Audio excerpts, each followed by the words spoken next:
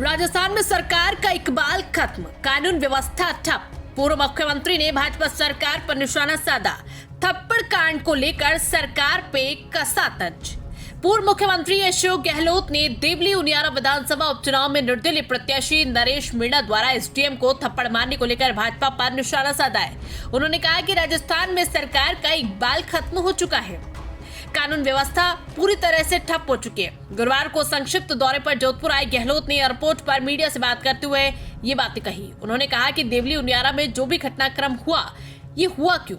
ये घटना कोई मामूली घटना नहीं थी। अगर कोई व्यक्ति अधिकारी को थप्पड़ लगाए, ऐसी स्थिति बनी ही क्यों? इतनी हिम्मत कैसे हो सकती है किसी की? हम बार बार सरकार से कहते हैं कि गुड गवर्नेंस दे ताकि पूरे प्रदेश का भला हो। सरकार को आलोचना को हमेशा सकारात्मक रूप से लेना चाहिए। गहलोत ने सरकार से सवाल किया कि नरेश मीणा खड़े कैसे हुए, किसके शह पर खड़े हुए? वो तो कांग्रेस में आ चुके थे, क्या बीजेपी को जिताने के लिए खड़ा किया गया? कांग्रेस कमेटी इसकी जांच कर रही है। जड़ा खत्म करने के सवाल पर उन्होंने कहा कि साल भर होने जा रहा है, इस बार कहते हैं जिले खत्म कर दिए जाएंगे। एक साल से कुछ हो नहीं रहा, कोई भी काम नहीं हो रहे, सरकार कुछ फैसला नहीं ले पा रही, सिर्फ रिव्यू मीटिंग के अलावा कुछ भी नहीं हो रहा है। अगर सरकार को किसी मामले पर डाउट है तो तुरंत सरकार को फैसला लेना चाहिए। 6 महीने की रिव्यू कमेटी तो बना दी गई, लेकिन फैसला नहीं कर पा रहे। लगातार पिछली गवर्नमेंट पर आरोप लगा रहे, कब तक आरोप लगाते रहोगे? अब तो सरकार को बताना चाहिए कि आपने एक साल में किया क्या है। जोधपुर में हुए अनीता चौधरी हत्याकांड को लेकर उन्होंने कहा कि इतना बड़ा हत्याकांड हो गया, लोगों में आक्रोश है। यह पहली बार सुनने में आया है कि किसी की इस तरह की हत्या करके शव को जमीन में गाड़ दिया जाता है। जब सरकार का इकबाल खत्म हो जाता है तो लोगों में डर खत्म हो जाता है और लोग कानून को हाथ में लेते हैं। पूरे प्रदेश में ऐसे हालात बने हुए हैं। जोधपुर से हनुमान सिंह राजपुरोहित की खास रिपोर्ट। हड़ताल करनी गई है नरेश मीणा थप्पड़ को लेके जो है देवली कल चुनाव में जो हुआ था इनका थोड़ा नीचे कर लो ना। देखिए, ये भी रहस्य है कि वो खड़े कैसे हो गए। तो कांग्रेस में आ चुके थे, तो किसकी शहर खड़े हुए हैं, ये बात भी मैं समझता हूँ कि सोचने की है। बीजेपी ने खड़ा किया चुनाव जीतने के लिए, क्या किया, इसकी जानकारी भी प्रदेश कांग्रेस कमेटी ले रही है। इसकी नौबत क्यों आई कि जो कल की घटना बड़ी दुर्भाग्यपूर्ण घटना है। अब कल की घटना के बाद में आप बताइए, सरकार का इकबाल बचा है क्या? सरकार का इकबाल होता है गवर्नेंस के लिए। शासन तब होता है तब अच्छा गवर्नेंस में इकबाल बना रहे। इकबाल ही खत्म हो गया।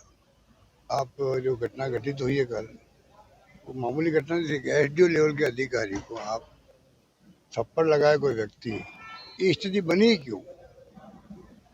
और इतनी हिम्मत क्यों हुई किसी की? तो कहाँ सरकार का इकबाल है? हम बार बार सरकार को कहते हैं आप गुड गवर्नेंस दो, पूरी प्रदेश की जनता का भला हो। हम आलोचना भी करते हैं तो उसको सकारात्मक रूप में लेना चाहिए। और अगर बातों में दम नहीं है, हमारी बातों में, आप खंडन करो।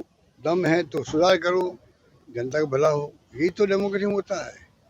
पर बीजेपी के तो जैन में, उनकी फितरत में है ही नहीं कभी कि आप विपक्ष की भावनाओं का आदर करो, बात सुनो, आलोचना को सहन करने की शक्ति रहे आप में। ये तो है ही नहीं उनके अंदर। जिले खत्म कर रहे हैं, नगर निगम खत्म कर रहे हैं।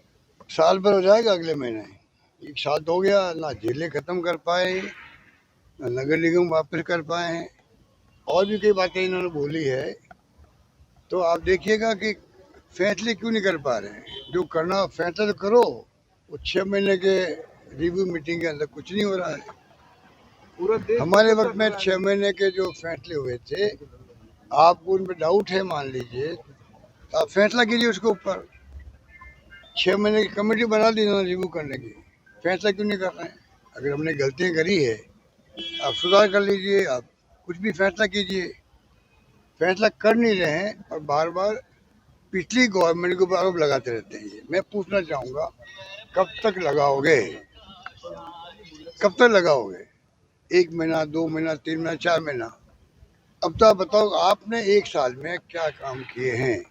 अब वक्त आ गया, जनता पूछेगी आपसे, मीडिया वाले पूछेंगे कि छोड़िए अब पिछली गवर्नमेंट ने क्या किया नहीं किया, सरकार चलेगी उनकी। तो आप बताइए, आपने साल भर में क्या किया उसके बाद में? अब वो वक्त आ गया है। सर आपका गृह नगर में इतना बड़ा 17 दिन हो गए अनिता हत्याकांड, पुलिस फैल हो गई है। देखिए, हत्याकांड हो गया, बहुत भयंकर आक्रोश लोगों के अंदर। जिस प्रकार का हत्याकांड हुआ है वो भी मेरे ख्याल से पहली बार सुनने में आया है कि इस प्रकार से आप जेसीबी के माध्यम से आप गड्ढा खोद के आपने लाश को खुर्द-बुर्द कर दिया। पहली बार, ये भी इकबाल का सवाल है। सरकार का इकबाल खत्म होता है तो लोगों को भय खत्म हो जाता है, भय खत्म होता है तो फिर लोग कानून को हाथ में लेते हैं। पूरे प्रदेश के अंदर यही हालत बने हुए हैं। पूरे प्रदेश के अंदर हालात यही हैं कि समझ नहीं पा रहे हैं। और मैं समझता हूँ कि एक मौका मिला मुख्यमंत्री जी को, पहली बार एमएलए बन के आप सीएम बन गए।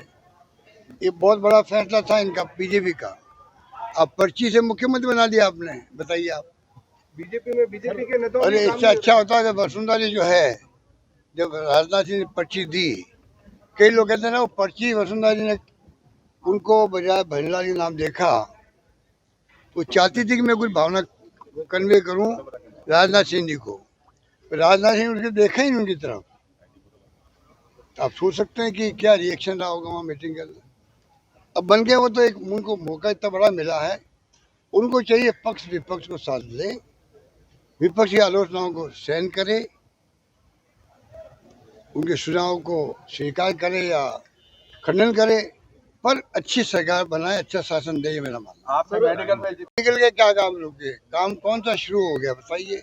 अधिकांश हमारी स्कीमों को रोक रहे हैं या ये कमजोर कर रहे हैं, मैं कह सकता हूँ।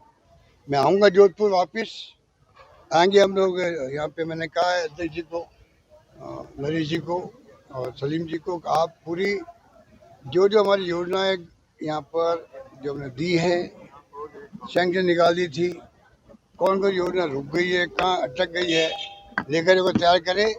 हम आएंगे, हम जाके देखेंगे भी कहाँ क्या काम रुका पड़ा है, आप सबको साथ ले जाएंगे। उसके बाद में हम फिर से बात करेंगे कि वास्तव में क्या स्थिति है। हम छोड़ने वाला नहीं है।